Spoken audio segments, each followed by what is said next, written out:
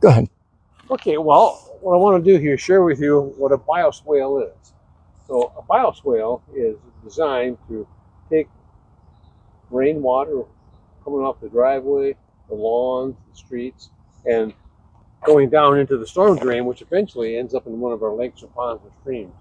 So the purpose of the bioswale is to infiltrate some of that water as it's rushing toward the drain, stop it, infiltrate it down into the aquifer so that when it enters the stream, it's been cleansed.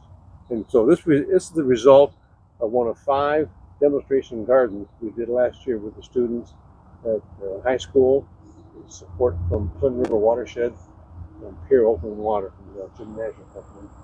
Say, I have a question. That Mr. Lowry was willing to share his yard with one of the bioswale initial demonstration yards. So the next step is how do we promote this to other students, other residents in the city. Recently, the council approved that the city would pay for the plants and do the prep. If any other citizen says, "Hey, I've got a potential opportunity here," and the city's going to help fund that to promote it. How many houses are? Well, we're looking for this next step to do at least 10 more. But aren't there 40 or so storm structures in our village? Yes, there are at least in the streets. Mhm. There are more. There are a lot more by curb cuts, Mhm. but for the streets, approximately 40 plus. And they all aren't perfect situations. This is not perfect, but it's still good, and it still demonstrates the purpose, and it works. And so, for example, across the street, there's a similar storm drain that it was a potential, and it would make sense. And there are, again, as Tom said, over 40 different sites like this. Tom, what was your experience like with the students and the Bioswale project? Oh, very, very nice. I think it was great having the kids come in. They actually laid out the bed because this was all grass right to this storm drain before. And they were the ones that, dug the edges and stripped the sod and planted everything. So that experience was awesome. Awesome. How do people get involved if they're interested in doing this? Well, the best way is to either contact myself or Jonathan Smith with the city, and we'll take on as many as we can. We'll try to, as best we can, prioritize which ones have a significant impact or best impact, and quite frankly, the other issue, the obligation is if a citizen says, "Hey, I want one on my lawn," they're willing to maintain it, and that could be pulling weeds out of there that don't belong there. That could be some minor tweaking, for those that are more anal about these kind of things. But I think you understand. That's a challenge for all of us. Is it only open to the city of the village residents or the township as well? Just the city of the village, because the city money going toward the next phase. Okay. What's the contact info that people need to get in touch with you or Jonathan? You know that? I know my number.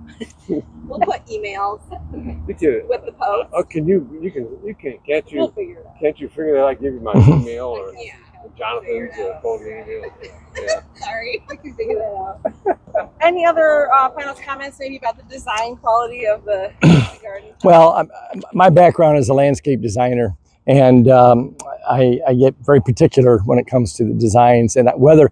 But one thing I've learned from Jim is it's very important to use native species of plants because the pollinators tend to go to them much more than some of the ones that you see at the local nurseries.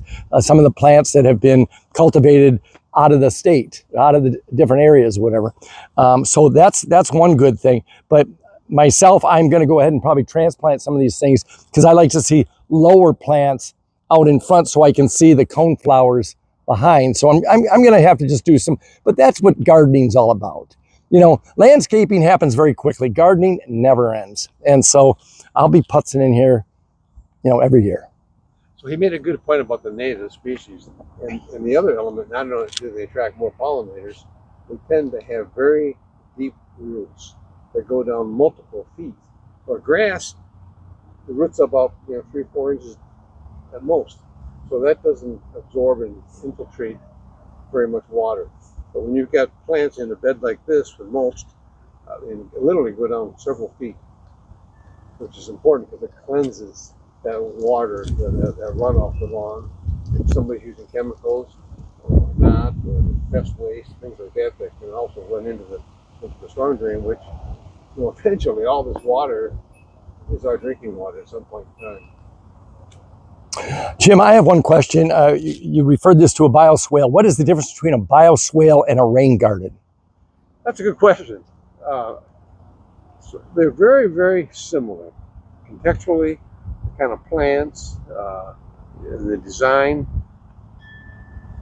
More specifically, a rain garden is designed to control all the runoff, let's say from a roof through the gutters into a rain garden. So the rain garden is designed to be large enough, number of square foot, to handle the amount of runoff from the roof. Bioswale is a passage, a movement, a swale, where the water comes in and it's not all contained within the rain garden, or the bioswale garden, but most of it's contained, but there's allowed still some to be infiltrated and kind of cleansed it a little bit to go into the storm drain. Great. Interesting. So you're good. Yeah, that's good.